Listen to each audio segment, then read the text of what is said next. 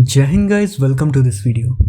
आज हम इस वीडियो में देखने वाले हैं पॉलिटी सेक्शन को, जो कि हमारे सीडीएस हो या फिर एनडीए हो या फिर हमारा सीएपीएफ एग्ज़ाम हो, किसी भी डिफेंस एग्ज़ाम में आपकी हेल्प करेगा। पॉलिटी हमारी मोस्टली स्टैटिक होती है, तो इसीलिए आपको बस एक बार डिटेल में पढ़ना होता है, उसके बाद आपको जस्ट छोटे छोटे रिविजन चाहिए। तो अगर कोई आप में से ऐसा है जिसने फर्स्ट टाइम आप पॉलिटी को देख रहे हैं अच्छे से, तो भी कोई दिक्कत नहीं। मैंने कोशिश करा है कि एग्ज़ाम पॉइंट ऑफ व्यू से जितना बेसिक आपके लिए ज़रूरी है, मैं उतने बेसिक से आपका बिल्डअप करूँगा और पूरे हम PYQs तक जाएंगे बाद में। सो स्टार्ट करते हैं हमारे पास। तो सबसे पहले हमारी पॉलिटी की बिगिनिंग होती है, वो होती है हमारी 1773 के रेगुलेटिंग एक्ट से। 1717 के रेगुलेटिंग एक्ट ने एक बहुत बड़ा चेंज किया कि उसने गवर्नर ऑफ बंगाल का नाम चेंज करके गवर्नर जनरल ऑफ बंगाल कर दिया, और हमारे पहले गवर्नर जनरल बनते हैं वॉरेन हेस्टिंग। अब हम सोचेंगे कि क्या यही किया था? नहीं, इसमें और भी ज़्यादा चेंजेस थे। एक टाइप से आप बोल सकते हैं कि इंडिया में गवर्नेंस की स्टार्टिंग यहीं से हुई है।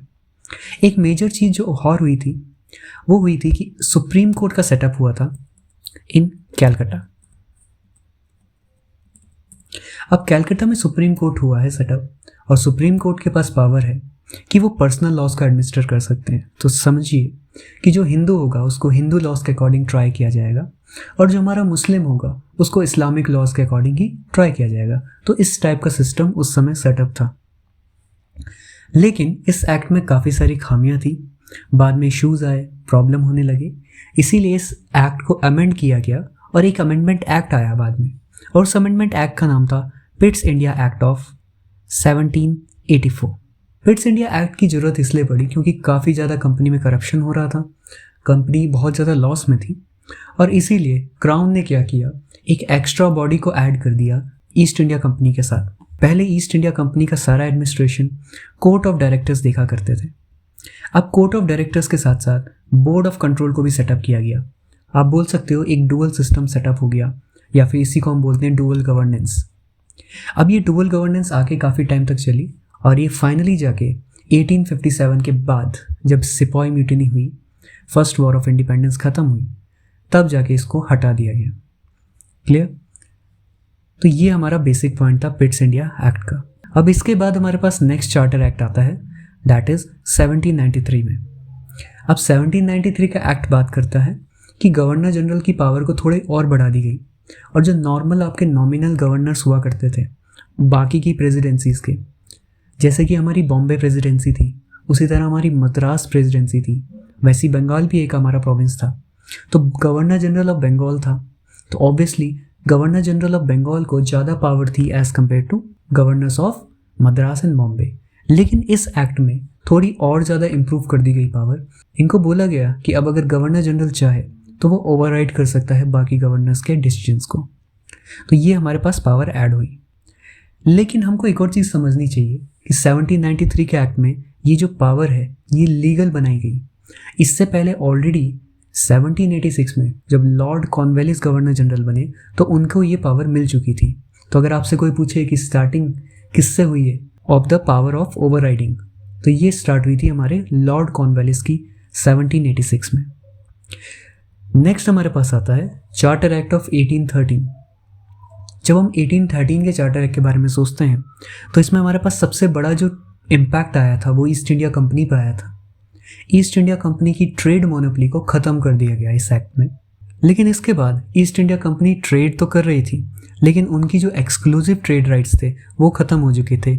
बस उनके पास दो चीज़ों के एक्सक्लूसिव राइट्स बचे थे, जो थे आपके trade in T and trade in China. ठीक है, तो ये चीज़ हमको दिमाग में रखनी है कि कब मोनोपोली ख़त्म हुई। ठीक है, अनदर हमारे पास आता है नेक्स्ट एक्ट 1833 में। इस एक्ट का दूसरा नाम और है, जिसको हम कहते हैं सेंट हेलेना एक्ट। और इस एक्ट ने एक बिगेस्ट शिफ्ट क्रिएट किया था, क्योंकि अब ईस्ट इंडिया कंपनी को पूरी तरह से एक एडमिनिस्ट्रेटिव बॉडी बना दिया गया था। इनका ट्रेडिंग पर्पस या फिर ट्रेडिंग जो पावर थी वो ख़त्म कर दी गई। तो अब इनका रोल एज अ ट्रेडर ना होके, एज अ कंपनी ना होके, अब इनका रोल था इंडिया में एडमिनिस्ट्रेशन करना सिर्फ। तो ये एक मेजर शिफ्ट था in the governance of India और also for the East India Company. अब इसमें एक और मेजर चेंज आया कि 1833 एक्ट माना जाता है कि it is the starting point जहाँ से इंडिया का कंसोलिडेशन स्टार्ट हुआ था, सेंट्रलाइजेशन स्टार्ट हुआ था और इंडिया में पहली बार एक governor general of India create हुई पोस्ट। पहले गवर्नर जनरल ऑफ बंगाल होता था, उसका नाम चेंज करके अब बना दिया गया गवर्नर जनरल ऑफ इंडिया और हमारे पहले गवर्नर जनरल बनते हैं लॉर्ड विलियम बेंटिक। जब हम लॉर्ड बेंटिक की बात करते हैं तो हमको उनका नाम याद आता है जब हम सती एबॉलिशन की बात करते हैं। 1829 में लॉर्ड विलियम बेंटिक ही रिस्पॉन्सिबल थे जब उन्होंने सती को बैन किया था। नेक्स्ट इंपॉर्टेंट चीज़ जो इसमें और हुई थी वो हम बोलते हैं that is setting up of law commission. एक लॉ कमीशन सेटअप किया गया था अंडर लॉर्ड मैक्यूले। मैं यहाँ पे टाइप कर देता हूँ। लॉर्ड मैक्यूले लॉ मेंबर थे गवर्नर जनरल की लेजिस्लेटिव काउंसिल में और उनका काम था कि एक कॉमन कोड को ड्राफ्ट करना जिससे इंडियंस को गवर्न किया जा सके और ये फाइनल तैयार होकर आया था 1860 में। अब अगर हम आगे बढ़ते हैं तो नेक्स्ट एक्ट आता है 1853 में। 1853 में एज सच आपको पढ़ने के लिए ज़्यादा नहीं है, आपको सिर्फ इतना पता होना चाहिए कि इंडियंस की पार्टिसिपेशन खोल दी गई थी, मीन्स ओपन कंपटीशन कर दिया गया था अब फॉर इंडियन सिविल सर्वेंट्स। तो यहाँ पे से हमारा इंडियंस के लिए सिविल सर्विसेज का दरवाज़ा खुलता है, तो ये हमारे लिए वेरी इंपॉर्टेंट एक्ट बन जाता है। अब इसके बाद 1857 में हमारा फर्स्ट वॉर ऑफ इंडिपेंडेंस होता है जिसको ब्रिटिशर्स सप्रेस कर लेते हैं एंड फाइनली उसके बाद एक नया एक्ट आता है जिसको हम कहते हैं गवर्नमेंट ऑफ इंडिया एक्ट 1858 और इसी का दूसरा नाम था एक्ट ऑफ गुड गवर्नेंस। जब हम एक्ट ऑफ गुड गवर्नेंस की बात करते हैं तो इसमें कुछ सिग्निफिकेंट चेंजेस आए, जैसे जो सबसे मेजर चेंज था कि गवर्नर जनरल ऑफ इंडिया का नाम चेंज करके अब वाइसरॉय बना दिया गया। नेक्स्ट हमारे पास एक और स्टेप लिया गया जो कि था सेक्रेटरी ऑफ स्टेट का एक ऑफिस क्रिएट किया गया। सेक्रेटरी ऑफ स्टेट का काम था कि इंडिया में जो भी एडमिनिस्ट्रेशन होना है टेरिटरीज का, उसका मैनेजमेंट करना, उस पर कंट्रोल रखना। तो आप बोल सकते हो कि जो मेन गवर्निंग बॉडी थी वो था हमारा सेक्रेटरी ऑफ स्टेट और इसकी ज़रूरत इसीलिए पड़ी क्योंकि पहले बोर्ड ऑफ कंट्रोल और जो कोर्ट ऑफ डायरेक्टर थे अब उनको अबॉलिश कर दिया गया, साथ साथ ईस्ट इंडिया कंपनी को भी अबॉलिश कर दिया गया था कम्प्लीटली। तो हमारे पास डुअल गवर्नमेंट का सिस्टम अबॉलिश हुआ और अब सेक्रेटरी ऑफ स्टेट रूल करते थे instead of court of director and board of control. तो ये हमारे पास कुछ चेंजेस आए। अब इस चेंजेस के बाद ब्रिटिशर्स ने कुछ और चेंजेस करने की कोशिश करी, जैसे इन्होंने नेक्स्ट एक्ट जो आता है उसमें इंडियंस को एंट्री दिलाई लेजिस्लेटिव काउंसिल्स में। तो पहली बार इंडियन काउंसिल एक्ट ऑफ 1861 में 3 इंडियंस को मौका मिला लेजिस्लेटिव काउंसिल ज्वाइन करने का और उनके नाम थे Raja of Banaras, Maharaja of Patiala and sir Dinkar Rao. अब ये 3 इंडियंस की स्टार्टिंग थी, इसके बाद धीरे धीरे नंबर बढ़ने लगे आगे के फर्दर एक्ट्स में। इस एक्ट में पोर्टफोलियो सिस्टम को इंट्रोड्यूस किया गया और ये पोर्टफोलियो सिस्टम इंट्रोडक्शन का जो क्रेडिट दिया जाता है वो दिया जाता है हमारे लॉर्ड कैनिंग को, जो कि हमारे फर्स्ट वाइसरॉय थे। ठीक है, तो याद रखना जो हमारा पोर्टफोलियो सिस्टम था ये 1860 में आ चुका था, लेकिन इसको स्टैट्यूटरी यानी कि लीगल स्टेटस मिला है 1861 में। मैं आपको अभी बता दूं, ये स्टैट्यूटरी वर्ड बार बार आएगा। स्टैट्यूटरी का मतलब होता है लीगल, कोई चीज़ जिस पे कानून बना हो या फिर कोई ऐसी बॉडी या ऐसा कोई भी आपका सिस्टम जो किसी कानून के वजह से बना हो या फिर चल रहा हो, तो उसको हम बोलते हैं स्टैट्यूटरी। तो ये हमको ध्यान में रखना है। नेक्स्ट हमारे पास एक्ट आता है 1892 का। 1892 के एक्ट में इंडियंस का पार्टिसिपेशन और इंक्रीज हुआ कंपैरेटिवली। इंडियंस जब हमारे किसी भी काउंसिल के पार्ट होते थे तो उनको नॉन ऑफिशियल मेंबर बोला जाता था और जो ब्रिटिशर्स होते थे उनको ऑफिशियल मेंबर बोला जाता था। तो इस समय इस एक्ट तक नॉन ऑफिशियल मेंबर अभी भी माइनॉरिटी में थे और ऑफिशियल मेंबर्स की मेजॉरिटी हुआ करती थी। लेकिन यहाँ पे थोड़ी सी पावर दी गई कि आप जो बजट आता है काउंसिल में आप उसको डिस्कस कर सकते हो। तो उसमें हम बोल सकते हैं कि थोड़ी सी पावर ग्रांट की गई, जो कि तब तक कांग्रेस को सेटअप कर चुके थे 1885 में। तो कांग्रेस की डिमांड थी continuous that they should be given more voice in the governance of the country. Next हमारे पास जो मेजर एक्ट आता है वो है इंडियन काउंसिल एक्ट ऑफ 1909 और ये बहुत फेमसली जाना जाता है by Morley Minto reform. Morley Minto reform बहुत ही बड़ा सिग्निफिकेंट शिफ्ट था इंडियन पॉलिटी में, क्योंकि यहाँ पे मुस्लिम्स को सेपरेट इलेक्टोरेट मिलता है और पहली बार ऐसा होता है कि कोई इंडियन वाइस रॉय की एग्जीक्यूटिव काउंसिल को ज्वाइन करता है और उनका नाम था सत्येंद्र प्रसाद सिन्हा। सत्येंद्र प्रसाद सिन्हा लॉ मेंबर की तरह वाइसरॉय की काउंसिल में जुड़े थे, लेकिन फिर भी ये काफ़ी बड़ा सिग्निफिकेंट स्टेप था। अब इसके बाद हमारे पास आता है नेक्स्ट एक्ट इन 1990 और उसको जनरली याद किया जाता है with the name of Montagu-Chelmsford reform. हमारे एग्जाम पॉइंट ऑफ व्यू से Morley Minto reform, Montagu-Chelmsford reform and हमारा जो अगला एक्ट आएगा दैट इज 1935 का गवर्नमेंट ऑफ इंडिया एक्ट, तीनों की तीनों बहुत ज़्यादा इंपॉर्टेंट है और इनसे बहुत बार क्वेश्चन पूछे जा चुके हैं, तो इनको थोड़ा हमको ज़्यादा समझना पड़ता है। जैसे कि 1919 के एक्ट में एक बाई कैमरल सिस्टम को लाया गया सेंट्रल लेवल पे और प्रोविंशियल लेवल पे डायरकी को इंट्रोड्यूस किया गया। जब हम डायरकी की बात करते हैं तो इसका मतलब होता है डुअल गवर्नमेंट। तो डायरकी आप समझिए कि यहाँ पर दो तरह की गवर्नेंस हो रही थी, एक जो कि गवर्नर करता था और दूसरी जो कि वहाँ के इलेक्टेड लोकल रिप्रेजेंटेटिव करते थे। तो इसीलिए जो पावर्स थी यानी कि सब्जेक्ट्स थे उनको दो कैटेगरीज में डिवाइड किया गया। पहली कैटेगरी थी रिजर्व कैटेगरी, जिन पे लॉज आपके सिर्फ गवर्नर बना सकते थे, और दूसरी कैटेगरी थी हमारी ट्रांसफ़र सब्जेक्ट, जो कि हमारे लोकल इलेक्टेड जो मेंबर्स थे उनके अंडर आते थे। तो हमारे पास जो इम्पोर्टेंट सब्जेक्ट हैं वो सारे रिजर्व में थे, जैसे law and order, irrigation, finance, और जो थोड़े लेस इंपॉर्टेंट सब्जेक्ट्स थे वो हमारे ट्रांसफर्ड लिस्ट में आते थे, जैसे एजुकेशन हो गया, लोकल गवर्नमेंट हो गया। तो हमको ध्यान रखना है वन मेजर पॉइंट इज कि यहाँ पे दो लिस्ट बना दी गई प्रोविंशियल लेवल पे, ट्रांसफर्ड एंड रिजर्व्ड, और हमारे पास सेंट्रल लेवल पे bicameral system of governance ला दिया गया। इसमें हमारे पास दो चीज़ें और एक्स्ट्रा हुई। पहला, establishment of public service commission की बात की गई और ये पब्लिक सर्विस कमीशन हमारा फाइनली 1926 में जाके इस्टेब्लिश हुआ। दूसरा, लंदन में एक हाई कमिश्नर का ऑफिस तैयार किया गया और सेक्रेटरी ऑफ स्टेट जो होता था उसके कुछ फंक्शंस हाई कमिश्नर को ट्रांसफ़र कर दिए गए। तो इसमें ज़्यादा इंपॉर्टेंस वाला नहीं है, but usually public service commission important है, तो आपको याद होना चाहिए कि कौन से एक्ट में इस चीज़ का मेंशन हुआ था। अब इसके बाद नेक्स्ट हमारे पास आता है government of India act of 1935।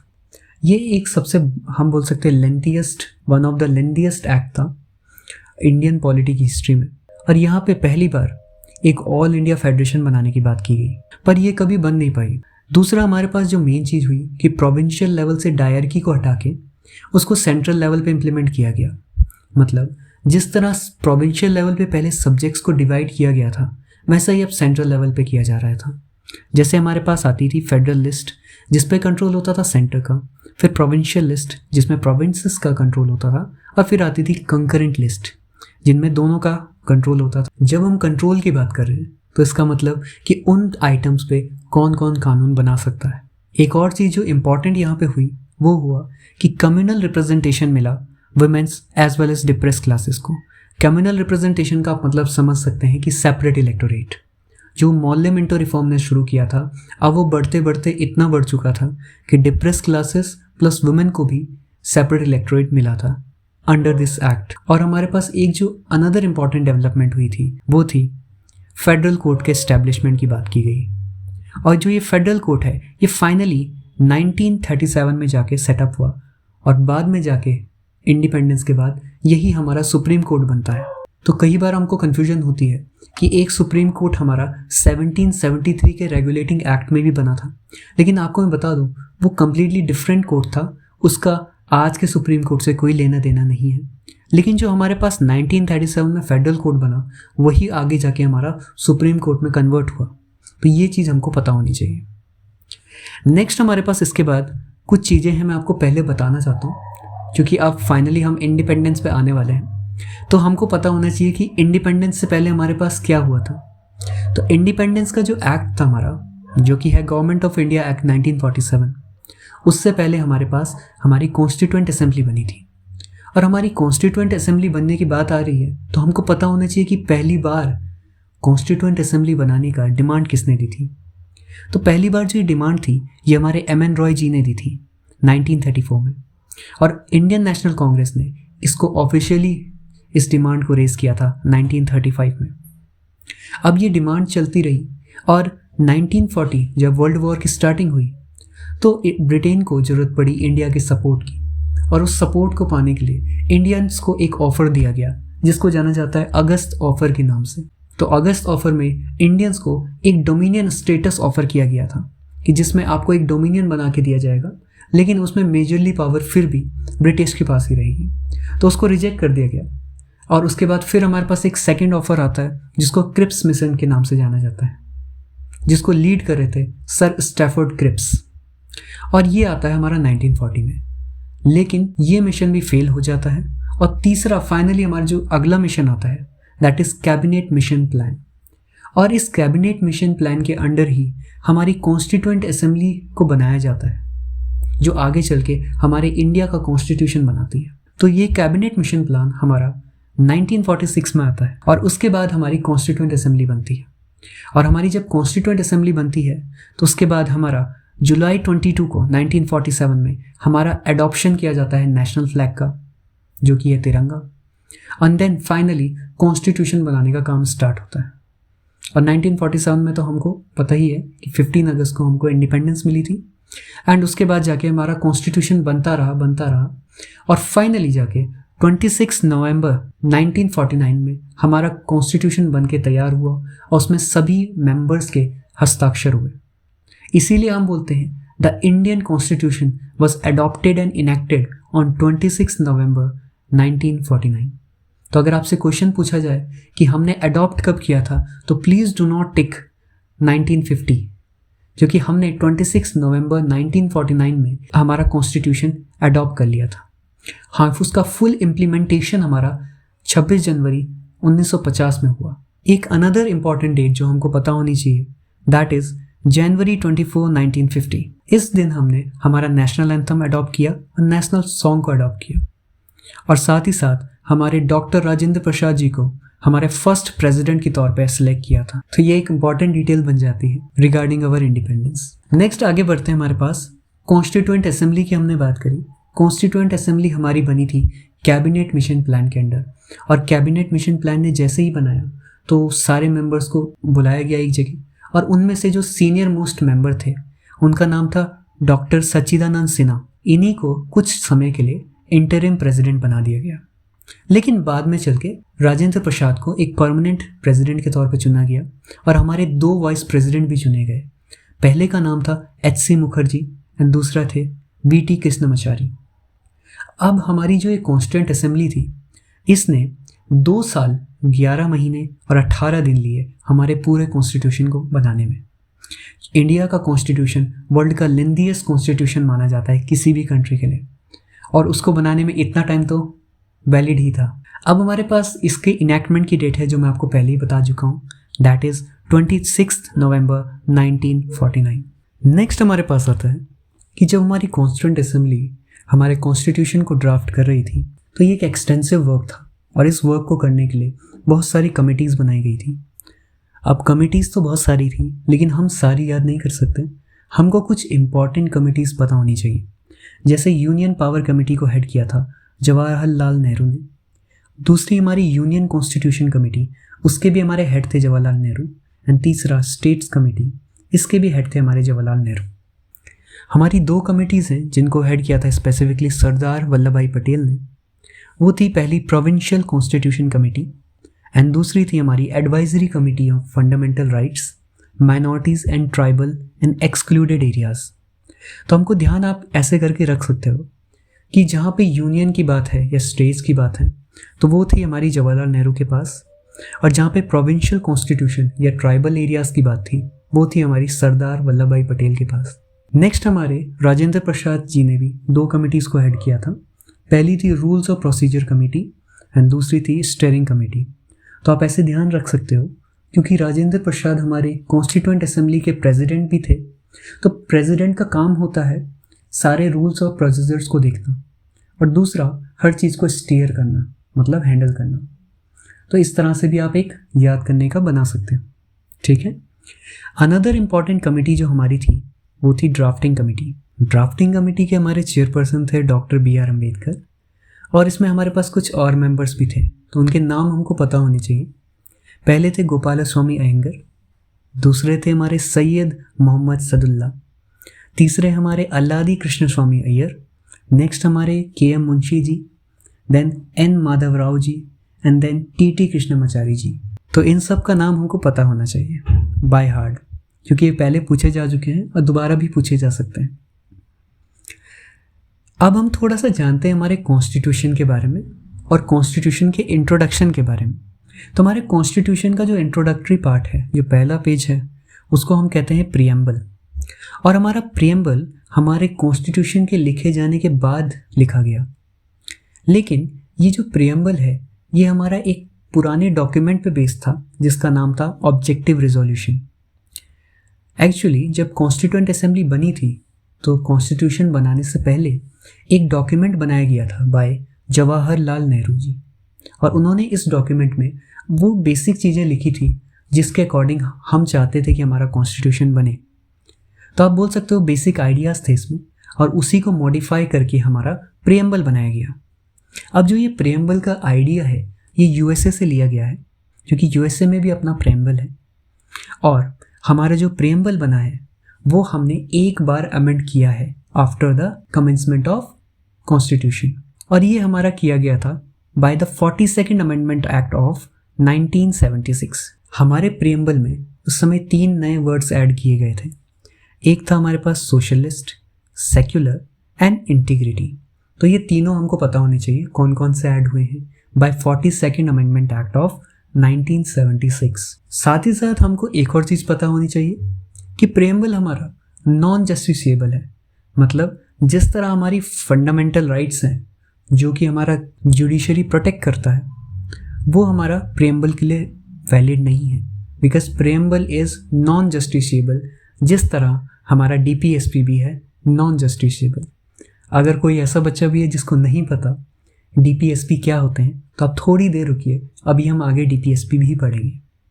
So let's just wait for a bit. Next important चीज़ जो हमारे पास है कि हमारा कॉन्स्टिट्यूशन सारे ही सिटीजन्स को यूनिवर्सल एडल्ट फ्रेंचाइजी देता है, यानी कि वोट करने का अधिकार।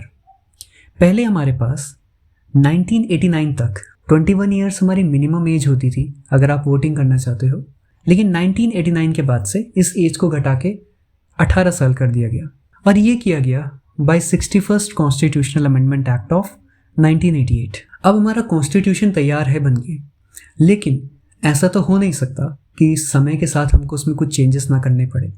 और अगर हमको चेंजेस करने हैं कॉन्स्टिट्यूशन में तो उसको चेंज करने का प्रोसीजर भी पता होना चाहिए, और वो प्रोसीजर हमको बताता है आर्टिकल 368, जो कि पार्लियामेंट को पावर देता है कि वो कॉन्स्टिट्यूशन में चेंजेस कर सके।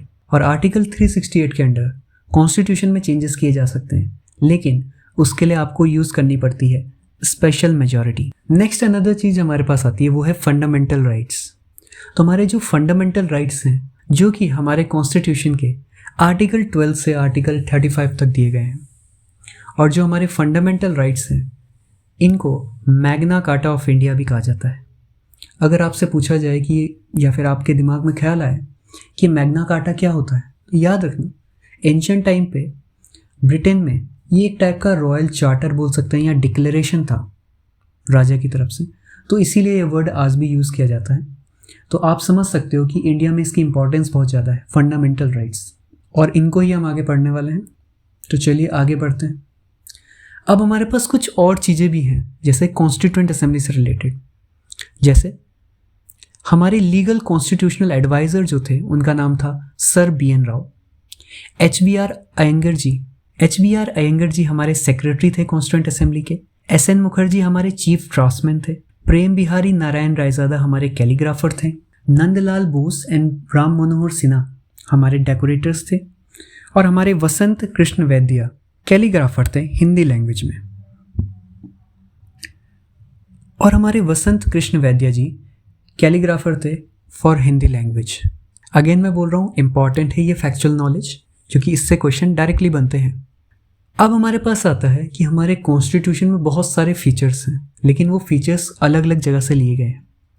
जैसे कि हमारे पास जो फेडरल स्कीम है और जो ऑफिस ऑफ गवर्नर है, और साथ ही साथ जो हमारा जुडिशियल या फिर पब्लिक सर्विस कमीशन है, वो हमने लिया है government of India act of 1935। उसी तरह हमने ब्रिटेन से काफ़ी सारी चीज़ें ली। तो अगर आपको ध्यान में रखना है कि हमने ब्रिटेन से क्या क्या लिया है, तो आप बस एक चीज़ याद रखिए कि जितनी भी चीज़ें हमारी पार्लियामेंट से रिलेटेड है वो सारी हमने ब्रिटेन से ही ली है। जैसे parliamentary government, rule of law, legislative procedure, single citizenship, cabinet system, writs, parliamentary privileges and bicameralism. तो ये सारी की सारी पार्लियामेंट से रिलेटेड जो चीज़ें हैं ये हमने सारी ब्रिटिश कॉन्स्टिट्यूशन से उठाई हैं। ठीक है, नेक्स्ट हमारे पास आता है यूएस कॉन्स्टिट्यूशन से हमने क्या क्या लिया है। तो पहला हमने लिया है फंडामेंटल राइट्स, दूसरा हमने लिया है इंडिपेंडेंस ऑफ जुडिशरी, तीसरा है जुडिशियल रिव्यू, नेक्स्ट है इम्पीचमेंट ऑफ प्रेसिडेंट, नेक्स्ट हमारे पास है रिमूवल ऑफ सुप्रीम कोर्ट जजेस और हाई कोर्ट जजेस, and finally the post of vice president भी हमने कहाँ से ली है, यूएस से ली है। तो ये हमको ध्यान में होना चाहिए। नेक्स्ट हमारे पास एक मोस्ट इंपॉर्टेंट चीज़ आ रही है जो मैं आपको अगेन बोल रहा हूँ, स्टार मार्क कर लीजिए, कि हमारा जो डीपीएसपी है वो हमने लिया है आयरिश कॉन्स्टिट्यूशन से। क्लियर? तो ये हमको डेफिनेटली पता होना चाहिए। साथ ही साथ हमने nomination of members to Rajya Sabha भी हमने आयरिश कॉन्स्टिट्यूशन लिया है, and nomination of election of president भी हमने आयरिश कॉन्स्टिट्यूशन से लिया है। नेक्स्ट हमारे पास आता है कैनेडियन कॉन्स्टिट्यूशन। तो कैनेडियन कॉन्स्टिट्यूशन से हमने लिया है federation with a strong centre. अब इसका मतलब होता है कि इंडिया में हमारा सेंट्रल जो है, सेंट्रल गवर्नमेंट है, वो ज़्यादा पावरफुल है as compared to state government. जैसा कि आपको पता है कि इंडिया में अगर सेंट्रल गवर्नमेंट चाहे तो किसी भी स्टेट का एरिया कम या ज़्यादा कर सकती है, किसी भी स्टेट को बाइफरकेट करके नई स्टेट्स बनाई जा सकती है, नाम चेंज किया जा सकता है बाय द सेंट्रल गवर्नमेंट, और इसमें स्टेट गवर्नमेंट कुछ नहीं कर सकती है। तो इसीलिए हम बोलते हैं कि इंडिया में एक यूनिटरी बायस है despite India being a federal country. एक और चीज़ जो हमने कनाडा से ली है वो वेस्टिंग ऑफ रेजिडुअल पावर है। अगर आपको पता है और अगर आपको नहीं भी पता है तो मैं बता दूं, हमारे कॉन्स्टिट्यूशन का जो 7th शेड्यूल है वो बात करता है 3 लिस्ट के बारे में। एक होता है यूनियन लिस्ट, दूसरा होता है स्टेट लिस्ट, और तीसरा होता है हमारा कंकरेंट लिस्ट। यूनियन लिस्ट में हमारे यूनियन गवर्नमेंट कानून बनाती है, स्टेट लिस्ट में हमारी स्टेट गवर्नमेंट, और कंकरेंट लिस्ट में जो आइटम्स है उन पर union as well as state government है, दोनों कानून बना सकती है। पर ऐसे भी टॉपिक्स हैं कुछ जो तीनों में से किसी भी लिस्ट में नहीं है, तो उन टॉपिक्स को हम रेसिडुअरी टॉपिक्स बोलते हैं, और उन पे कानून बनाने की पावर सेंटर के पास है। तो ये भी हमने कनाडा से लिया है, और हमने कनाडा से लिया है अपॉइंटमेंट ऑफ स्टेट गवर्नर। अब प्लीज़ इस चीज़ को थोड़ा सा समझिए कि ऑफिस ऑफ गवर्नर हमने लिया है 1935 के एक्ट से, लेकिन द अपॉइंटमेंट ऑफ गवर्नर हमने लिया है फ्रॉम कनाडा। तो अपॉइंटमेंट अलग बात होती है और कोई ऑफिस बनाना अलग बात होती है। And finally advisory jurisdiction of supreme court भी हमने लिया है कनाडा से। आर्टिकल 143 जो हमारा है इंडियन कॉन्स्टिट्यूशन का, वो कहता है कि अगर हमारे प्रेसिडेंट चाहें तो हमारे सुप्रीम कोर्ट से एडवाइस ले सकते हैं किसी भी सर्टेन टॉपिक में, तो उसको हम बोलते हैं advisory jurisdiction of supreme court. अब ऑस्ट्रेलियन कॉन्स्टिट्यूशन से हमने 3 चीजें ली हैं। पहला है कंकरेंट लिस्ट, दूसरा है freedom of trade and commerce, and तीसरा है joint sitting. Clear? Concurrent list का आप समझ सकते हो, जिनमें स्टेट और यूनियन दोनों कानून बना सकते हैं। Freedom of trade and commerce आप देखते हो कि इंडिया में ऐसे कोई भी बैरियर नहीं है, आप किसी भी स्टेट में जाके ट्रेड कॉमर्स कर सकते हो, बशर्ते आपको वहाँ के हिसाब से टैक्स देने पड़ेंगे। नेक्स्ट है हमारे पास ज्वाइंट सिटिंग। ठीक है, ज्वाइंट सिटिंग आपको अगर नहीं पता है मैं बता दूं कि अगर कोई बिल है वो इंट्रोड्यूस किया जाता है लोकसभा या फिर राज्यसभा में, और अगर वो पहले हाउस से पास हो जाए और दूसरे हाउस में वो रिजेक्ट हो जाए, तो तब ऐसा हो सकता है कि एक ज्वाइंट सिटिंग बुलाई जाए और दोनों हाउसेस के लोगों को एक जगह बैठा के बोला जाए कि अब आप एक काम कीजिए, आप दोबारा से वोट करिए। तो इसको बोलते हैं ज्वाइंट सिटिंग। नेक्स्ट हमारे पास है suspension of fundamental rights during emergency. अब ये जो स्पेसिफिक हमारा प्रोविजन है फंडामेंटल राइट्स को सस्पेंड करने का, ये हमने लिया है वेमार कॉन्स्टिट्यूशन ऑफ जर्मनी से। ठीक है, तो उसको ध्यान में रखना है। नेक्स्ट हमारे पास रशिया है। रशिया से हमने 2 चीज़ स्पेसिफिकली ली है, एक है हमारी फंडामेंटल ड्यूटीज़ और दूसरा है हमारे पास आइडियल ऑफ जस्टिस। और कौन कौन से टाइप के जस्टिस हैं इंडिया के कॉन्स्टिट्यूशन में? पहला है social justice, economic justice and political justice. जब हम इसकी बात करें तो एक और चीज़ डिस्कस कर लेते हैं, दैट इज़ जो ये फंडामेंटल ड्यूटीज़ हैं ये हमारे ओरिजिनल कॉन्स्टिट्यूशन में नहीं थे, इसको बाद में ऐड किया गया था by the recommendation of Soren Singh committee. ठीक है, तो इसको ध्यान रखना कि कौन सी कमेटी ने रिकमेंड की थी fundamental duties, that is Soren Singh committee. Next हमारे पास फ्रेंच कॉन्स्टिट्यूशन से हमने कुछ चीज़ें ली हैं, उसमें आता है हमारा रिपब्लिक एंड हमारा ideals of liberty, equality and fraternity. French revolution हम सब ने पढ़ा हुआ है हमारे हाई स्कूल में, तो हमको पता है कि ये 3 चीज़ तो हमको फ्रांस से ही मिली है। Another is south African constitution. Again I am saying it, इसको स्टार्क मार्क कर दीजिए, ये बहुत इंपॉर्टेंट है। तो इसमें हमारे पास आता है procedure of amendment of constitution, article 368 जो मैंने आपको अभी बताया, जिसमें हमको स्पेशल मेजॉरिटी चाहिए होती है। और दूसरा है हमारे पास election of member of Rajya Sabha. तो please keep these 2 things in mind, क्योंकि साउथ अफ्रीका से जो हमने लिया है ये बहुत इंपॉर्टेंट है। क्लियर। नेक्स्ट हमारे पास है जापानीज कॉन्स्टिट्यूशन। उससे हमने सिर्फ एक चीज़ ली है, that is procedure established by law. हमारे पास एक और टर्म आता है जिसको हम कहते हैं ड्यू प्रोसेस ऑफ लॉ। अब ये ड्यू प्रोसेस लॉ हमारा यूएसए में होता है। ड्यू प्रोसेस ऑफ लॉ का मतलब है कि जो भी लॉ बन रही है या फिर उस लॉ का एप्लीकेशन हो रहा है वो रीजनेबल होना चाहिए। मतलब ऐसा भी नहीं होना चाहिए कि किसी भी तरह की लॉ बना दी गई और उसके बाद बोला गया कि ये प्रोसीजर है लॉ का तो आपको फॉलो करना पड़ेगा। तो हमको पता चला कि इंडिया में ड्यू प्रोसेस ऑफ लॉ नहीं था पहले एसेंशियली कॉन्स्टिट्यूशन में, लेकिन 1980 में हमारे पास मेनका गांधी केस आता है। लेकिन उस कोर्ट के जजमेंट में ये चीज़ क्लियर होती है कि ड्यू प्रोसेस ऑफ लॉ भी इंडियन कॉन्स्टिट्यूशन का एक हिस्सा है, जिसको एक्सप्लिसिटली तो मेंशन नहीं किया गया था, लेकिन जुडिशरी ने उसको इम्प्लिसिट बना दिया है in the constitution. Clear.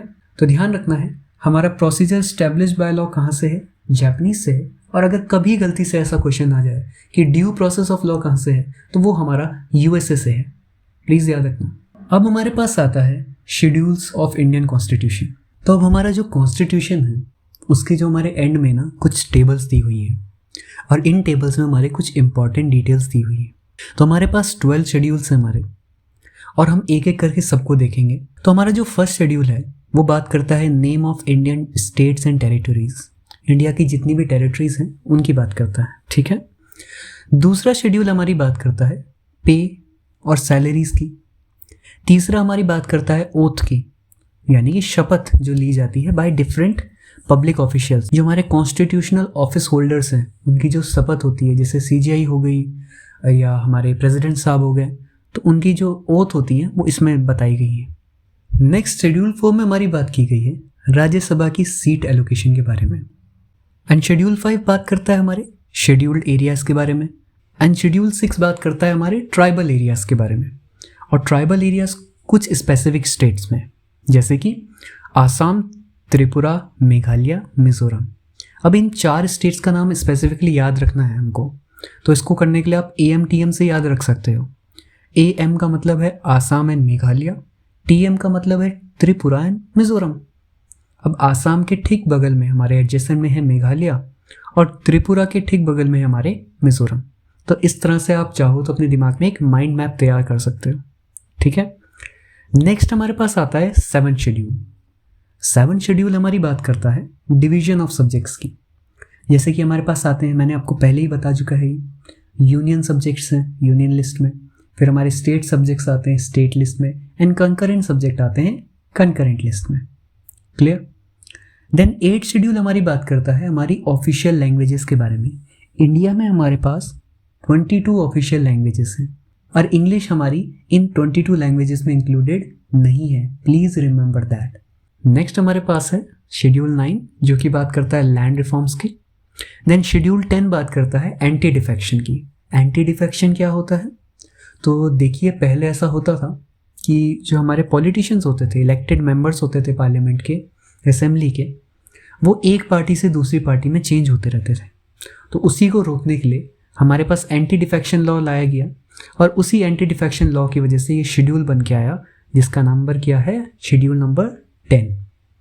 Then हमारे पास आता है schedule 11 for panchayat and then schedule 12 for municipality.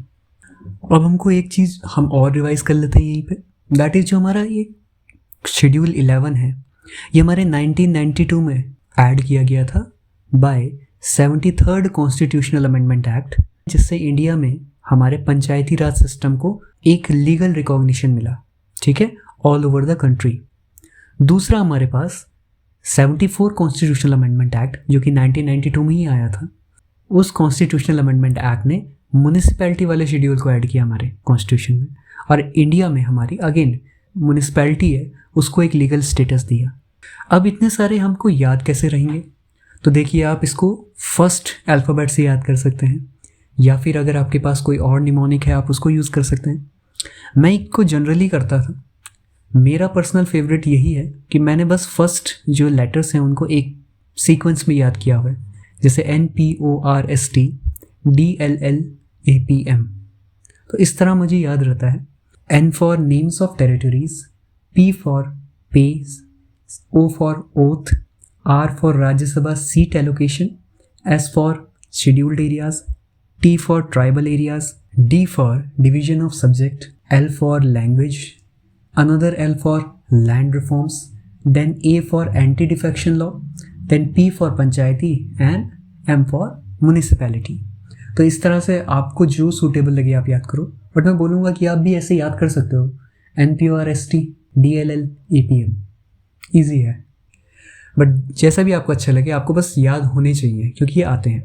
इनमें से भी अगर आपको स्पेसिफिक आप मुझसे पूछेंगे तो मैं बोलूँगा आपको पहली बात शेड्यूल 6 पता होना चाहिए स्पेसिफिकली, देन हमारा शेड्यूल 7 इंपॉर्टेंट है, एंड देन हमारे पास शेड्यूल 8 इंपॉर्टेंट है, and then schedule 10, 11 and 12 important है। चलिए आगे बढ़ते हैं। अब हमारी इंडिया जब आज़ाद हुआ, इंडिया में कॉन्स्टिट्यूशन लागू हुआ, तो हमारे यहाँ काफ़ी सारी डिमांड्स हुई कि लैंग्वेज के बेसिस पे स्टेट बना दी जाए, लेकिन ऐसे डायरेक्टली तो बना नहीं सकते थे, इसीलिए कुछ कमिटीज़ बनाई गई और उन कमिटीज़ ने और उन कमीशंस ने अपनी रिपोर्ट दी। तो पहला लैंग्वेज के लिए जो कमीशन बना था उसका नाम था धर कमीशन। उन्होंने अपनी रिपोर्ट दी और अपनी रिपोर्ट में बताया कि नहीं, लैंग्वेज के बेसिस पर हम स्टेट फॉर्मेशन नहीं करेंगे। उसी तरह JVP कमेटी ने भी इस आइडिया को रिजेक्ट कर दिया। देन फाइनली हमारे पास फजल अली कमीशन आता है 1955 में, जो कि बोलता है कि ठीक है, हम लैंग्वेज को एक क्राइटेरिया मान सकते हैं स्टेट बनाने के लिए, लेकिन language can not be the sole criteria. मतलब अगर हम सिर्फ लैंग्वेज के बेसिस में डिवीजन करने लगे तब तो बहुत ज़्यादा केओस हो जाएगा, वो एडमिनिस्ट्रेटिवली कंपैटिबल नहीं रहेगा और फिजिबल नहीं रहेगा। इसीलिए उन्होंने बोला कि ठीक है हम बनाएंगे, लेकिन साथ ही साथ और भी फैक्टर्स देखने पड़ेंगे। और हमारी जो फर्स्ट स्टेट बनी थी on the basis of language वो थी हमारी आंध्र प्रदेश, जो कि बनी थी 1953 में। उस समय एक फेमस लीडर हुआ करते थे पोट्टी श्रीरामुलु। उन हंगर स्ट्राइक के दौरान डेथ हो जाती है और उसके बाद काफ़ी ज़्यादा प्रोटेस्ट और राइट्स स्टार्ट हो जाते हैं, और उसी को रोकने के लिए फाइनली इंडिया की सेंट्रल गवर्नमेंट एग्री करती है कि एक स्टेट का क्रिएशन होगा आंध्र प्रदेश। लेकिन फिर उसके बाद जाके हमारा फजल कमीशन बनता है और फजल कमीशन रिपोर्ट देता है 1955 में, एंड 1956 में हमारा स्टेट रीऑर्गेनाइजेशन एक्ट आता है, जो कि हमको सही मायने में बोल सकते हो कि इंडिया में जो आज की स्टेट्स दिखती हैं उसका बेसिक फॉर्मेट ला के देता है। और फिर उसी के आधार पर आगे चलते चलते डिफरेंट स्टेट्स के पार्टीशन हम देखते हैं। जैसे 1960 में हमारे पास महाराष्ट्र, गुजरात बनते हैं बॉम्बे से अलग होके। देन हमारे पास 1963 में नागालैंड बनता है। देन 1966 में हरियाणा, चंडीगढ़ और हिमाचल प्रदेश पंजाब से अलग होते हैं। और 1972 में मणिपुर, त्रिपुरा एंड मेघालय स्टेट बनते हैं। 1975 में सिक्किम का इंडिया में एडिशन होता है under 36 constitutional amendment act. And next 1987 में मिजोरम, अरुणाचल प्रदेश और गोवा को स्टेटहुड मिलता है। एंड देन 2000 में Chhattisgarh, Uttarakhand and Jharkhand separate state बनते हैं। उत्तराखंड आपका यूपी से अलग होता है, झारखंड आपका बिहार से अलग होता है। एंड देन हमारे पास 2014 में हमारी रिसेंट जो सबसे रिसेंट स्टेट है दैट इज तेलंगाना फॉर्म होती है। तो ये हमारे स्टेट्स रीऑर्गेनाइजेशन हैं जो हुए हैं। चलिए आगे बढ़ते हैं। हमारे पास नेक्स्ट इज सिटीजनशिप। तो इंडिया की सिटीजनशिप मिलने के लिए या फिर पाने के लिए कुछ मेथड्स हैं। तो वो कौन कौन से मेथड्स हैं जरा देख लेते हैं। एक तो है बाय बर्थ। अगर हमारे पेरेंट्स इंडियन हैं, हम इंडिया में पैदा हो रहे हैं, तो हमको बाय बर्थ हमको सिटीजनशिप मिल जाएगी। दूसरा हमारे पास होता है डेसेंट। अगर किसी पर्सन के पेरेंट्स इंडियन थे, बोल सकते हैं इंडियन सिटीजन थे, तो उस केस में वो अप्लाई कर सकता है फॉर सिटीजनशिप ऑफ इंडिया। तीसरा हमारे पास आता है बाय रजिस्ट्रेशन। जब हम रजिस्ट्रेशन की बात करते हैं तो रजिस्ट्रेशन में कोई भी Indian origin person, Indian origin का मतलब होता है कि उस व्यक्ति के पेरेंट्स या फिर उनके फोर फादर्स इंडिया से लीनियज रखते हो या फिर कभी ना कभी पहले वो इंडिया के सिटीजन रहे हों, तो वो इंडिया में आ सकते हैं और इंडिया की सिटीजनशिप के लिए अप्लाई कर सकते हैं। उसके लिए कुछ सर्टेन कंडीशन फॉलो करनी पड़ती है। और इसमें फिर हमारे पास रजिस्ट्रेशन में शादी वाला कॉन्सेप्ट भी आता है। तो अगर कोई फॉरेनर इंडिया में आके किसी इंडियन से शादी करता है और 7 साल इंडिया में बिताता है तो उसको इंडिया की सिटीजनशिप मिल सकती है bye registration. Next is naturalisation. इस प्रोसेस के अंडर कोई भी फॉरेन सिटीजन इंडिया की सिटीजनशिप के अप्लाई कर सकता है और अगर वो सर्टेन कंडीशन फॉलो करता है तो उसको इंडिया की सिटीजनशिप दी जा सकती है। एंड देन फाइनल हमारे पास आता है बाय इनकॉर्पोरेशन ऑफ टेरिटरी। इसमें अगर हम समझ सकते हैं कि अगर इंडिया फ्यूचर में जाके कोई नई टेरिटरी को अक्वायर करता है और वहाँ कोई लोग रहते हैं और अब क्योंकि इंडिया ने उस टेरिटरी को अक्वायर किया है तो वहाँ के लोगों को भी हम क्या देंगे, इंडिया की सिटीजनशिप देंगे। सो उसको हम बोलते हैं citizenship by incorporation of territory. Next हम बात करते हैं कि सिटीजनशिप इनवैलिडेट कब हो सकती है। तो उसके 3 तरीके हैं। पहला है जब मैं खुद से अपनी सिटीजनशिप छोड़ दूँ, इसको कहते हैं रेनंसिएशन। दूसरा होता है जब मैं किसी दूसरे देश की सिटीजनशिप ले लूँ और इंडिया में इन्फॉर्म ना करूँ, तो अगर इंडिया वालों को पता चल जाता है, इंडियन एम्बेसी वालों को, तो वो ऑटोमेटिकली मेरी सिटीजनशिप कैंसिल कर देंगे। तीसरी हमारे पास बात होती है डेप्रीवेशन की। अगर कोई व्यक्ति देशद्रोह जैसा कोई काम करता है या एनिमीज़ की मदद करता है या कॉन्स्टिट्यूशन के साथ गद्दारी करता है तो हम बोल सकते हैं कि उसकी सिटीजनशिप छीन दी जाएगी और इसी को हम कहते हैं डेप्रीवेशन। ठीक है, अब हमारे पास 3 टर्म और आते हैं। एक है एनआरसी, दूसरा है एनपीआर और तीसरा है सेंसस। तो मैं आपको इन तीनों के बीच में एक छोटा छोटा डिफरेंस बताता हूँ और ये आपको ध्यान रखना है। फर्स्ट है एनआरसी। एनआरसी आपका होता है नेशनल रजिस्टर ऑफ सिटीजन्स, मतलब जितने भी इंडिया के सिटीजन्स हैं उन सब का डिटेल इसमें होगी। देन हमारे पास आता है एनपीआर। एनपीआर होता है नेशनल पॉपुलेशन रजिस्टर। अब इसमें और एनआरसी में एक छोटा सा अंतर है। एनआरसी में सिर्फ सिटीजन्स के नाम होते हैं और डिटेल्स होती हैं, लेकिन एनपीआर में इंडिया में रहने वाले रेजिडेंट्स की डिटेल होती है। अब क्या आप बोलोगे रेजिडेंट्स और सिटीजन में क्या डिफरेंस है? फॉर एग्जाम्पल अगर कोई रेफ्यूजीज हैं जो इंडिया में आए हैं तो उनके पास इंडिया की सिटीजनशिप तो नहीं है, लेकिन वो इंडिया में कई सालों से रेजिडेंट हैं, तो उनका डेटा एनपीआर में रिकॉर्ड होगा लेकिन उनका नाम एनआरसी में रिकॉर्ड नहीं होगा। ठीक है, तो आई थिंक इससे आपको समझ आ गया होगा दोनों के बीच का डिफरेंस। तीसरा हमारे पास सेंसस है। आप सभी को पता है सेंसस हमारा ऑल इंडिया एक सर्वे होता है जिसको जनगणना कहते हैं और ये हर 10 साल में किया जाता है। ठीक है, चलिए अब हम आगे बढ़ते हैं। अब हमारे पास नेक्स्ट चीज़ है फंडामेंटल राइट्स, जो कि हमारे पार्ट 3 ऑफ इंडियन कॉन्स्टिट्यूशन में आता है और आर्टिकल 12 से आर्टिकल 35 को कवर करता है। इंडियन कॉन्स्टिट्यूशन में हमारे टोटल 25 पार्ट्स हैं, ध्यान रखना। हम धीरे धीरे कवर करेंगे, जैसा कि जो हमारा फर्स्ट पार्ट ऑफ कॉन्स्टिट्यूशन है वो इंडियन टेरिटरीज़ को कवर करता है। जो हमारा सेकंड पार्ट ऑफ कॉन्स्टिट्यूशन है वो सिटीजनशिप के बारे में बात करता है और हमारा जो थर्ड पार्ट ऑफ कॉन्स्टिट्यूशन है वो हमारी फंडामेंटल राइट्स को कवर करता है। ठीक है, तो ये चीज़ हमको याद रहेगी। मैं सीक्वेंस में आपको बताता जाऊँगा जैसे हम आगे आगे बढ़ते जाएंगे। क्लियर? चलिए फंडामेंटल राइट्स शुरू करते हैं। तो हमारे पास आर्टिकल 12 से स्टार्टिंग है। तो आर्टिकल 12 जो हमारा पहला है वो डिफाइन करता है स्टेट को। अब हम आगे जितनी भी फंडामेंटल राइट्स पढ़ेंगे तो उनमें लिखा होता है the state shall not do this, the state will provide for this, है ना। तो स्टेट के लिए डायरेक्शन है, गाइडलाइंस है। तो आखिर ये स्टेट का मतलब क्या है? आखिर किस किस को आप स्टेट बोलोगे? तो स्टेट में हमारे लेजिस्लेचर आते हैं, हमारे एग्जीक्यूटिव आते हैं और साथ ही साथ हमारे statutory and non statutory bodies भी आती हैं, प्लस हमारी PSUs पब्लिक सेक्टर अंडरटेकिंग्स भी आती हैं। ठीक है, तो ध्यान में रखना है ये चीज़ें हमको। क्लियर? अब मैंने स्टैट्यूटरी और नॉन स्टैट्यूटरी की बात करी, पहले मैं बताया हूँ आपको स्टैट्यूटरी क्या होते हैं, फिर से बता रहा हूँ। स्टैट्यूटरी बॉडीज़ वो होती हैं जो किसी कानून के अंतर्गत बनाई गई हों। ठीक है, और नॉन स्टैट्यूटरी बॉडीज़ वो होती हैं जो without any legislation by just an executive order. जैसे कि हमारा नीति आयोग जो है वो एक एग्जीक्यूटिव नॉन स्टैट्यूटरी बॉडी है जो कि एक एग्जीक्यूटिव ऑर्डर से बनी है। फ्यूचर में अगर गवर्नमेंट चेंज होती है, दूसरी गवर्नमेंट उसको हटाना चाहती है तो ईजिली हटा सकती है, लेकिन स्टैट्यूटरी बॉडीज़ को हटाना उतना आसान नहीं होता है क्योंकि उसमें एक लॉ बना होता है। ठीक है, और स्टैट्यूटरी बॉडी का अगर आप एग्जांपल देखना चाहते हो तो उसमें हो सकता है हमारा नेशनल कमीशन फॉर वुमेन, वो हमारा एक स्टैट्यूटरी बॉडी है। ठीक है, नेक्स्ट हमारे पास आता है आर्टिकल 13 जो बात करता है जुडिशियल रिव्यू की। आर्टिकल 13 कहता है कि अगर कोई भी लॉ ऐसी है जो इनकंसिस्टेंट है हमारी फंडामेंटल के राइट के साथ, तो उसको अनकॉन्स्टिट्यूशनल डिक्लेयर कर दिया जाएगा। ठीक है, तो ध्यान रखना है। Then we have article 14। Article 14 बात करता है equality before law and equal protection of law. Means India की टेरिटरी के अंदर सभी के सब इक्वल हैं और सबको इक्वल तरीके से ट्रीट किया जाएगा। ठीक है।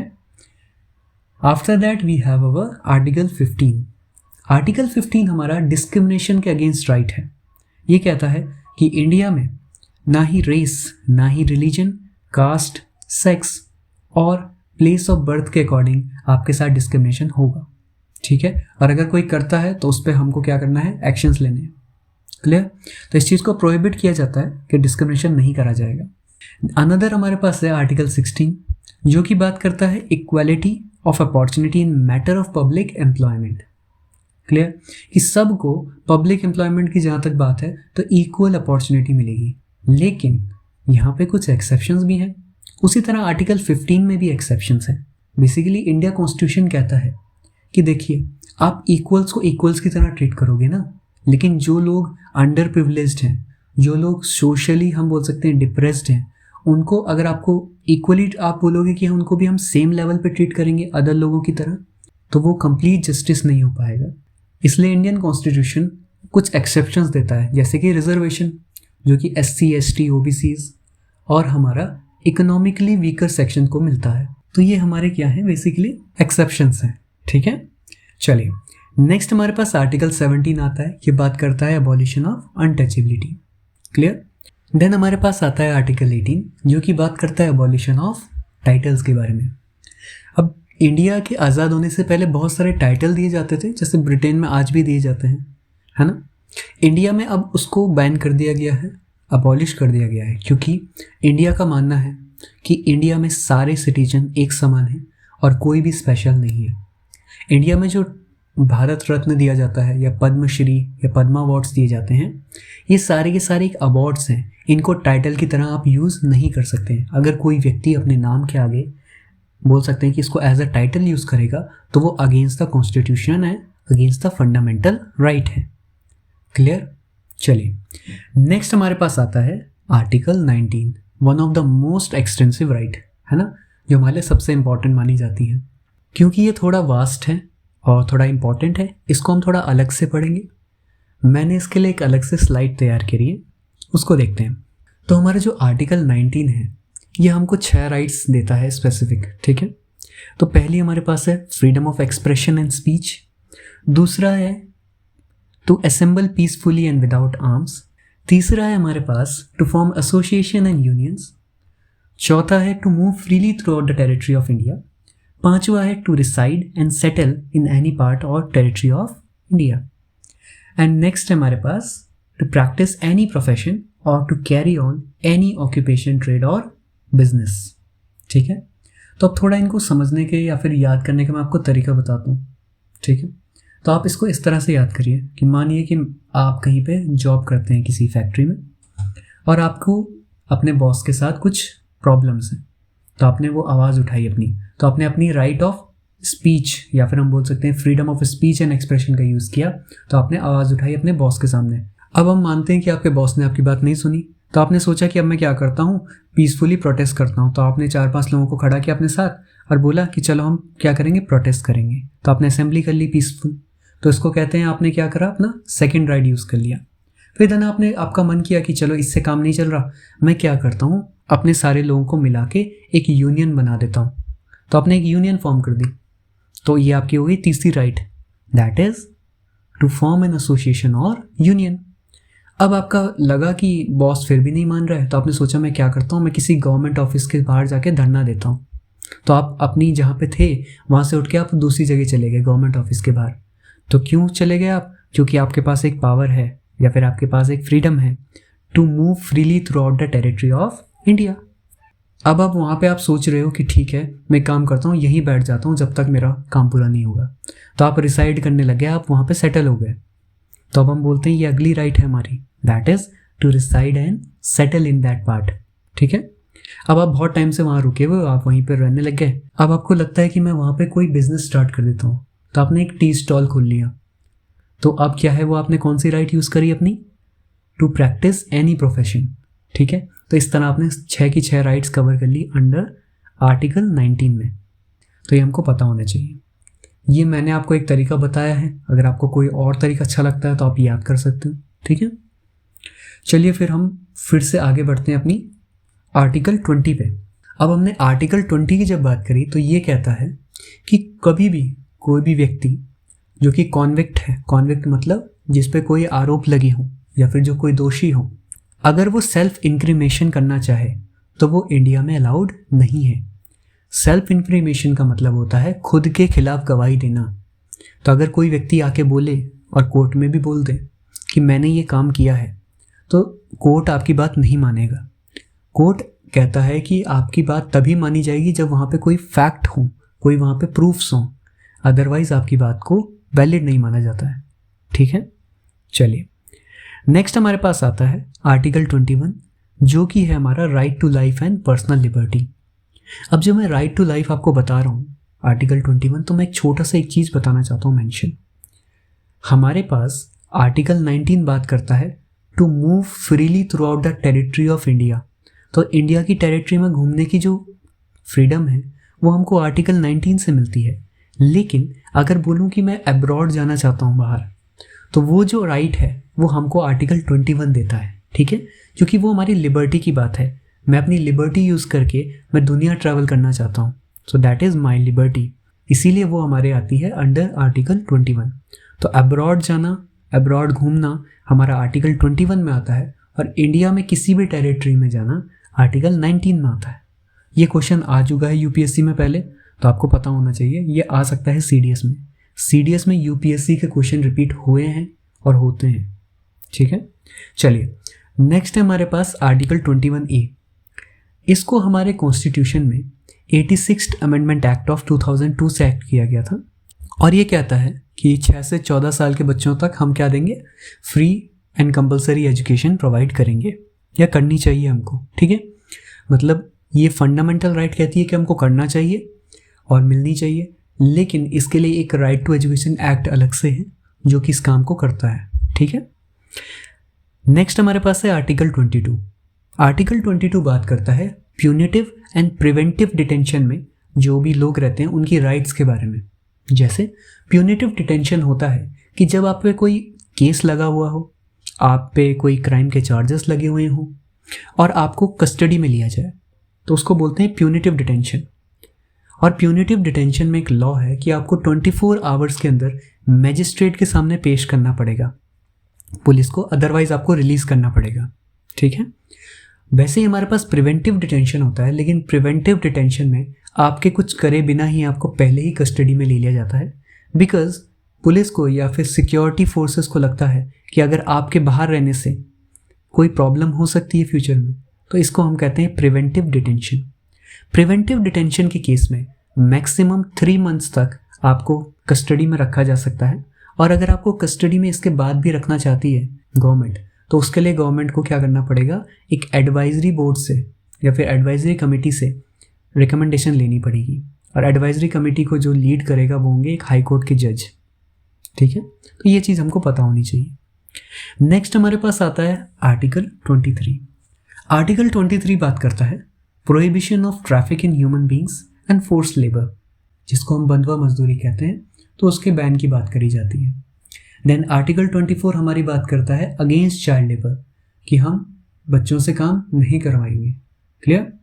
एंड देन हमारे पास स्टार्ट होती है हमारी रिलीजियस राइट्स, जो कि है 25 से 28 तक। तो 25th जो हमारे पास है आर्टिकल, वो कहता है कि हमारे पास फ्रीडम है कि हम कोई भी रिलीजन को प्रोफेस कर सकते हैं, प्रोपोगेट कर सकते हैं। ठीक है, तो ये हमको कोई इस चीज़ में रोक टोक नहीं कर सकता है। देन हमारे पास आर्टिकल 26 बात करता है कि हर रिलीजियस कम्युनिटी को अलाउड है कि वो अपने रिलीजियस अफेयर्स को मैनेज करे। ठीक है, तो उसमें किसी और की दखलंदाजी ना हो।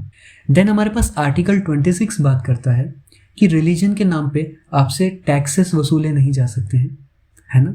ऐसा नहीं हो सकता है कि आपके हर महीने आपके घर पे आके कोई बोले कि चलिए आपको टैक्स देना है हिंदू होने का, या फिर आपको टैक्स देना है मुस्लिम होने का, या फिर किसी और भी धर्म को फॉलो करने का। ठीक है, तो टैक्सेशन से फ्रीडम है आपको। ठीक है, हाँ, ऐसा ज़रूर हो सकता है कि आप किसी रिलीजियस प्लेस पे जाएं और वहाँ पे कुछ आपसे फ़ीस चार्ज की जाए, ठीक है। तो वो फीस आपसे चार्ज की जा सकती है for the maintenance of that religious place. Then हमारे पास है आर्टिकल 28 जो कि बात करता है रिलीजियस इंस्ट्रक्शन जो इंस्टीट्यूट्स में दिए जाते हैं या एजुकेशनल इंस्टीट्यूशन में दिए जाते हैं। और अगर आप किसी भी इंस्टीट्यूशन में पढ़ रहे हो या आपके बच्चे पढ़ रहे हैं तो उनको फोर्स नहीं किया जा सकता है कि आपको रिलीजियस इंस्ट्रक्शंस लेने ही हैं। क्लियर है? तो इसीलिए इसमें कुछ गाइडलाइंस हैं जो कि हम थोड़ी देर में आगे मैं पढ़ूंगा, मैं अलग से सेपरेट में बताऊंगा आपको, ठीक है, आर्टिकल 28 को। देन हमारे पास आता है आर्टिकल 29 जो कि हमारी माइनॉरिटी राइट्स के लिए है, कि माइनॉरिटीज़ की प्रोटेक्शन के लिए है। यहाँ पे हमारी दो टाइप की माइनॉरिटीज़ का मेंशन हुआ है। पहला हुआ है हमारा लिंग्विस्टिक माइनॉरिटी और दूसरा हुआ है हमारी रिलीजियस माइनॉरिटी। तो ध्यान रखना कि इंडिया में जो हमारा कॉन्स्टिट्यूशन है वो माइनॉरिटीज़ को डिफाइन नहीं करता है, जस्ट मेंशन करता है रिलीजियस एंड लिंग्विस्टिक माइनॉरिटीज़ को, ठीक है। देन हमारे पास नेक्स्ट आता है आर्टिकल 30। आर्टिकल 30 बात करता है माइनॉरिटीज़ की राइट्स के बारे में, जो कहता है कि वो चाहें तो अपने एजुकेशनल इंस्टीट्यूट्स बना सकते हैं। नेक्स्ट हमारे पास आता है आर्टिकल 31 जो अब डिलीट हो चुका है, जो कि था राइट टू प्रॉपर्टी, और इसको डिलीट किया गया था by 44th constitutional amendment act. Clear? Then हमारे पास आता है आर्टिकल 32। आर्टिकल 32 बोलता है कि अगर आपकी फंडामेंटल राइट्स का हनन हुआ है तो आप सुप्रीम कोर्ट में डायरेक्टली जा सकते हैं और सुप्रीम कोर्ट आपके लिए क्या कर सकता है, रिट्स जारी कर सकता है आपके फेवर में, ठीक है। तो सुप्रीम कोर्ट का जो रिट जुरिसडिक्शन है वो हमारा आर्टिकल 32 के अंडर आता है, याद रखना है। और जो हमारा हाई कोर्ट का रिट जुरिसडिक्शन है वो आर्टिकल 226 के अंडर आता है। अब कोई अगर नया स्टूडेंट है जिसको ये नहीं पता कि रिट्स क्या होती हैं तो मैं आपको बता दूं, हाई कोर्ट और सुप्रीम कोर्ट के पास कुछ सर्टेन ऑर्डर्स और डिक्री पास करने की पावर है, उसी को हम रिट्स बोलते हैं। हमारे पास बेसिकली 5 रिट्स होती हैं जो कि हम एक एक करके बाद में पढ़ेंगे, ठीक है, सेपरेट में।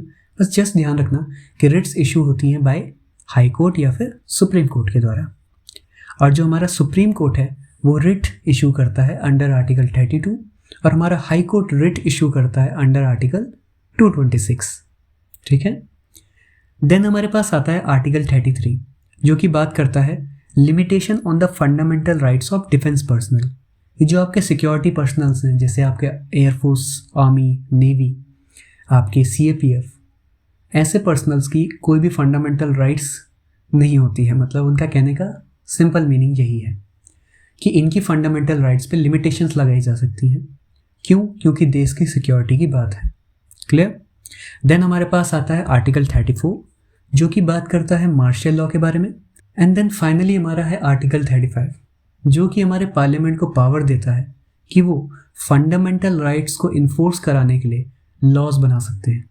जैसे कि आर्टिकल 17 हमारा बात करता है अनटचेबिलिटी को अबॉलिश करने की, लेकिन इस आर्टिकल 17 को इन्फोर्स करने के लिए पार्लियामेंट ने एक लॉ बनाया था that is known as untouchability offence act of 1955। तो इसी तरह और भी जगह अगर जहाँ पे जरूरत पड़े पार्लियामेंट बना सकता है कानून in the favour of fundamental rights, ठीक है। तो ये हुई हमारी फंडामेंटल राइट्स, हमने सारी कवर करी हैं। क्लियर? लेकिन कुछ स्पेशल इसके साथ जुड़ी हुई चीज़ें जो मुझे आपको बतानी है, जैसे कुछ हमारी जो फंडामेंटल राइट्स हैं वो सिर्फ हमारे सिटीजन्स के लिए अवेलेबल हैं, जैसे कि आर्टिकल 15 जो कि बात करता है डिस्क्रिमिनेशन की। देन आर्टिकल 16 जो कि बात करता है हमारे एम्प्लॉयमेंट अपॉर्चुनिटीज़ की। देन वी हैव आर्टिकल 19 जो हमको फ्रीडम देता है वेरियस काइंड्स की। एंड देन हमारे पास आर्टिकल 29 एंड आर्टिकल 30 है जो कि माइनॉरिटी राइट्स की बात करता है।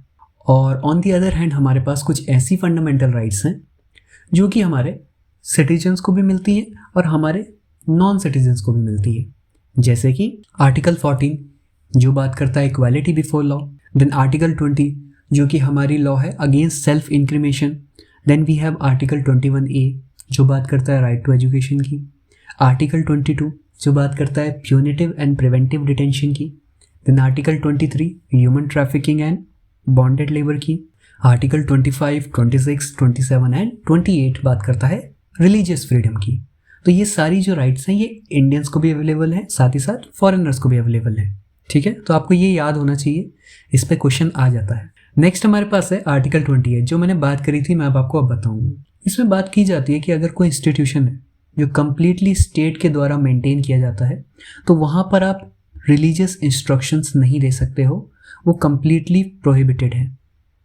बाकी अगर कोई ऐसा इंस्टीट्यूट है जहाँ पे स्टेट उसको एडमिनिस्टर करता है, लेकिन उसको चलाने का मतलब फंड करने का काम कोई ट्रस्ट करता है, तो वहाँ पे ये आपके पास चॉइस होती है कि वहाँ पे रिलीजियस इंस्ट्रक्शंस कराए भी जा सकते हैं और नहीं भी कराए जा सकते हैं।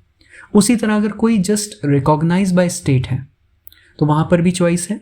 एंड देन अगर कोई ऐसा है जो स्टेट से एड ले रहा है, ध्यान रखना एड लेने का मतलब ये नहीं है कि स्टेट उसको रन कर रहा है।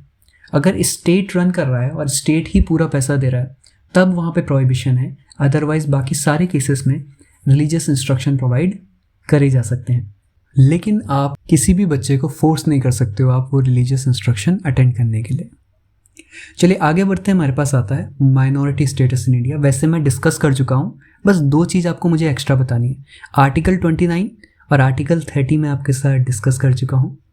आर्टिकल 350 ये बात करता है कि गवर्नमेंट को ऐसी फैसिलिटीज़ प्रोवाइड करनी है ताकि जो बेसिक इंस्ट्रक्शंस हैं प्राइमरी स्टेज में वो मदर टंग में प्रोवाइड हो सके, जिसकी हमारी न्यू एजुकेशन पॉलिसी ने बात करी है। ठीक है, कि प्राइमरी एजुकेशन जो होगी वो किस लैंग्वेज में दी जाएगी, मदर टंग में दी जाएगी। ठीक है। देन हमारे पास आर्टिकल 350 भी है जो बात करता है कि एक स्पेशल ऑफिसर डेजिग्नेट किया जाएगा फॉर लिंग्विस्टिक माइनॉरिटीज़।